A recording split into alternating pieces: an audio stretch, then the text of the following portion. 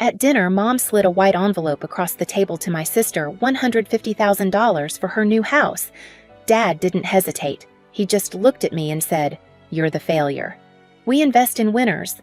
The room went silent, forks frozen, smiles cracked. I didn't cry. I just folded my napkin, walked out, and never looked back. That night, I didn't beg for love or fairness. I started something they'd never see coming.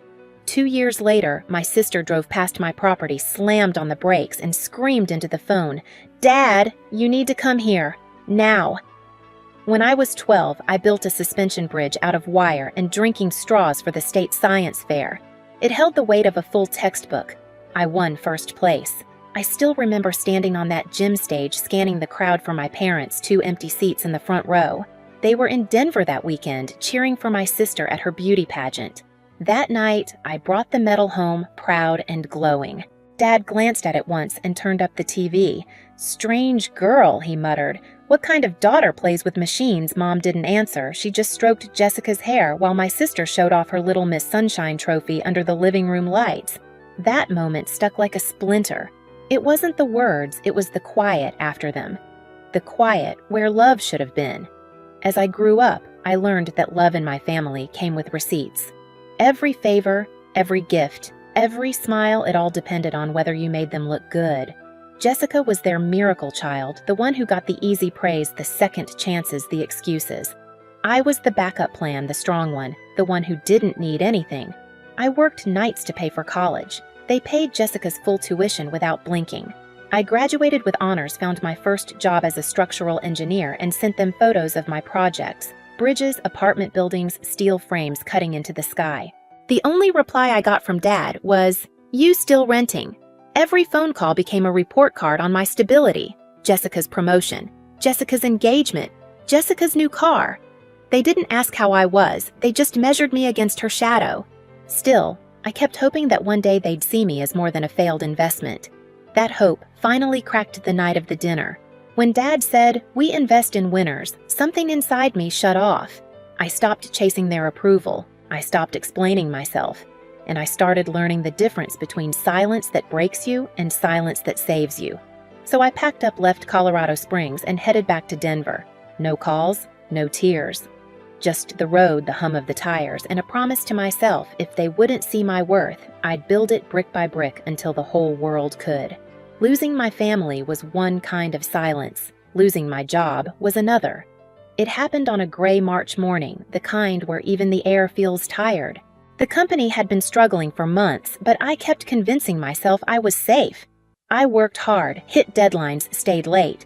But when the director read out the layoff list, my name sat right there in the middle, clean, final, unarguable. I walked out into the snow with the termination letter crushed in my hand. The cold hit harder than I expected. For a moment, I stood on the sidewalk staring at the traffic, wondering how many times in life you can rebuild from zero. That night, I sat in my apartment staring at the faint reflection of city lights on the window. The silence inside wasn't peaceful anymore. It was heavy, the kind that makes every sound echo too loud.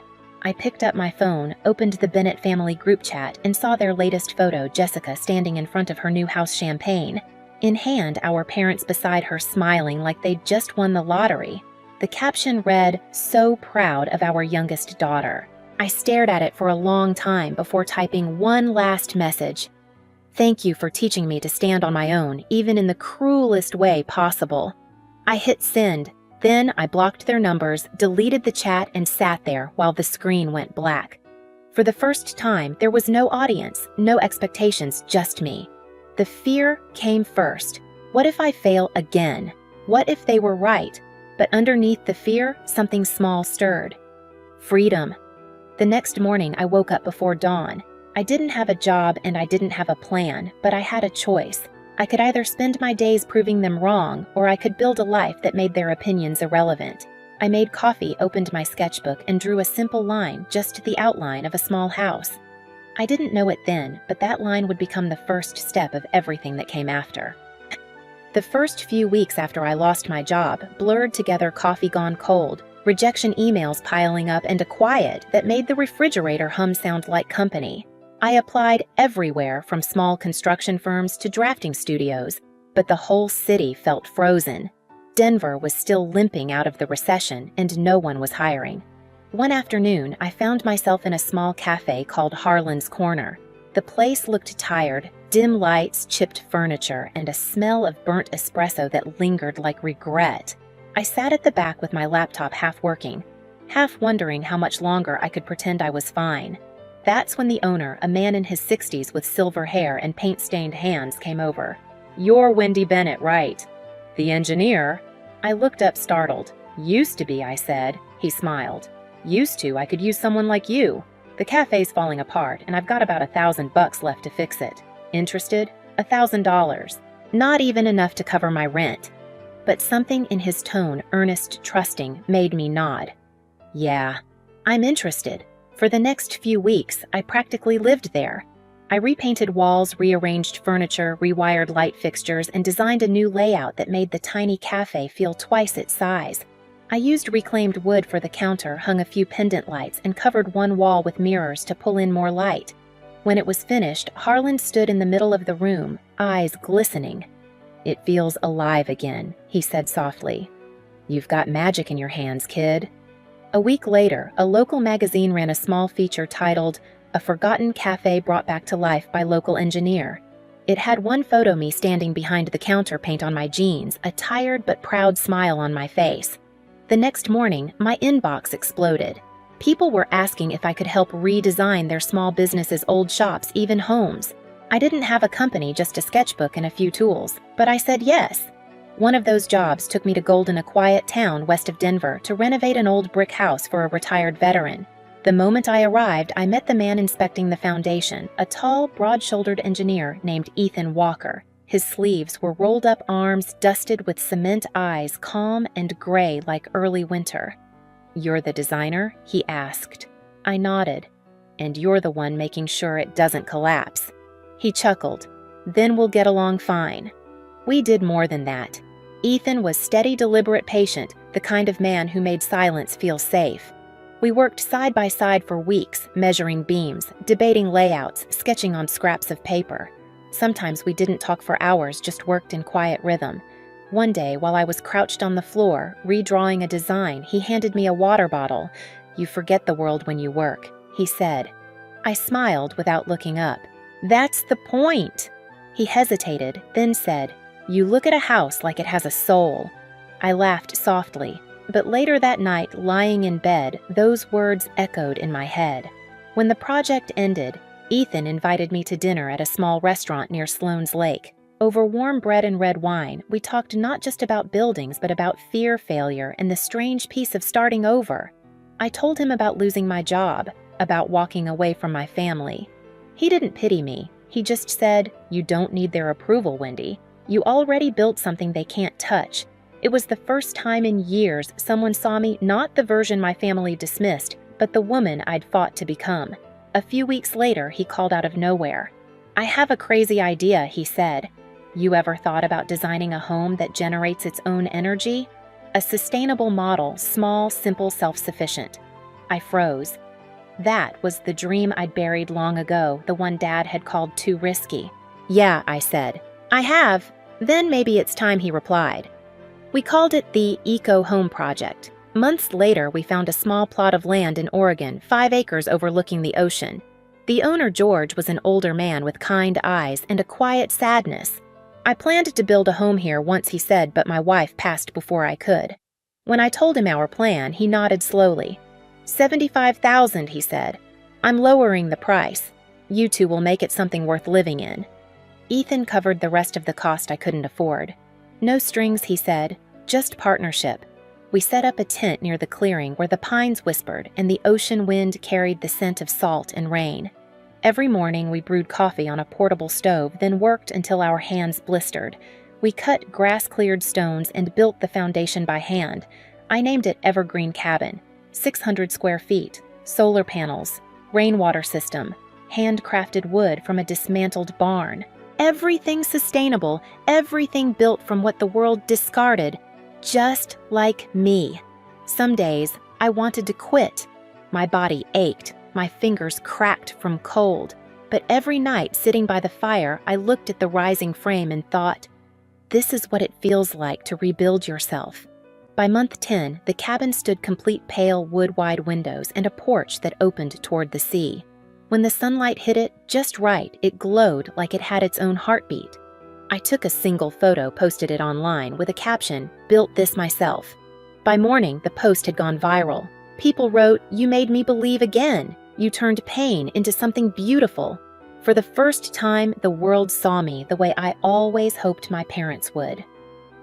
It was a quiet May morning, soft sun through the trees, lavender blooming along the porch, when I heard the sound of tires screeching on gravel. A silver BMW stopped just short of the gate. The door flew open, and there she was. Jessica, 2 years older, perfectly styled, but trembling. Her white dress caught the wind, her voice shaky on the phone. "Dad, you need to come here. Now!" I stepped down from the porch, still holding my gardening gloves. "Jess, what's going on?" She froze when she saw me. "You live here." Her eyes swept across the cabin, the solar panels, the wildflowers, the forest behind me. "They said you lost everything, that you ran off." I smiled faintly. Guess they were wrong. For a moment, her confidence slipped. "You built this yourself with help," I said. "People who believed in the person your parents called a failure." She swallowed hard. "I didn't know." "I didn't." Her voice cracked. "After my divorce, I moved back home. They still pay for everything. Mom says, 'Don't be reckless like your sister.' And I listen." The wind picked up, brushing her hair across her face. She looked so small then, like the girl I used to protect from our parents' arguments.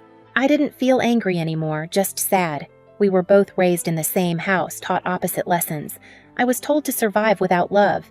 She was told to depend on it completely. She ran her fingers over the cabin wall. "You have everything," she whispered. "And I don't even know who I am anymore." I looked at her gently. "Then stop living for them, Jess. Start living for you." She gave a shaky laugh. Easier said than done. We stood in silence until she finally murmured, "They're on their way." When the SUV appeared minutes later, I already knew how it would play out. My father stepped out first, his face flushed, veins showing at his neck. Mom followed, trembling behind him. "Where did you get the money for this?" Dad demanded. "You expect me to believe you built all this alone?" I set down my gloves, wiped my hands on my jeans, and met his eyes. "From the day you called me a failure," I said evenly, "I started collecting something you could never take: my work, my grit, my peace." He blinked, confused. "Every insult you threw at me, every time you compared me to her, that was capital. And this," I gestured at the cabin behind me, "is what I built with it." Mom's voice trembled. "We only wanted what's best for you." I laughed softly, not cruelly. "No, you wanted what made you look best." Dad's jaw tightened. He stepped closer, scanning the walls like he was searching for a flaw. "You did this to humiliate us." "No," I said quietly. "I did it to survive you." The air grew thick. The only sound was the ocean in the distance. Ethan stepped out of the cabin, then calm as always, wiping his hands with a rag. He nodded politely to my parents before standing beside me, steady, wordless support. For the first time, I saw a flicker of something in my father's eyes. Not anger, not pride. Shame. "Did you do all this for revenge?" he asked finally. I shook my head. "Revenge would mean I still care what you think." "I don't." The wind rustled through the pines, carrying the lavender scent between us. Jessica stood off to the side, watching with tears in her eyes. Dad's shoulders dropped.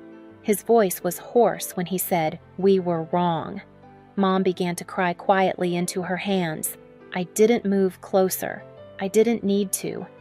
"I don't need to forgive you to be free," I said softly. "I already am." They left soon after. The SUV disappeared down the gravel road and the forest grew still again. I stood on the porch, heart pounding not from anger, but from release. Ethan draped his arm around me. "You okay?" I looked out toward the trees where the light shifted golden across the cabin walls. For the first time, I said completely, A week later, a cream-colored envelope arrived, no return address, just my name in my father's careful handwriting. Inside was a letter and a photo of our old house with a for sale sign out front. His words were unsteady. "We loved you in the wrong way, through fear, through comparison. We're starting over, and for the first time, we are proud of you." I didn't cry. I didn't write back. I just walked outside where the air smelled of pine and rain and planted a young tree near the porch, a new beginning rooted in peace. Ethan stepped beside me holding a small walnut box he'd carved from the first tree we cut for the cabin. Inside was a simple wooden ring. "Wendy Bennett," he said quietly, "will you keep building with me?" I laughed through tears. "Only if we draw the blueprint together." That evening, as the sun slipped behind the forest, I wrote one final line in my journal. They gave her $150,000. They gave me silence. But silence became my foundation. The wind moved through the trees like a promise. Sometimes revenge isn't about making them pay. It's about letting them see you happy without needing their approval. My parents gave me silence, but that silence taught me everything about strength, boundaries, and peace. If you've ever been told you'll never make it, I hope my story reminds you that you can build a life from the ground up, one that no one can take away. Tell me in the comments, what would you have done in my place? And if this story hit home for you, hit subscribe, share it, and stay for the next one. You're not alone.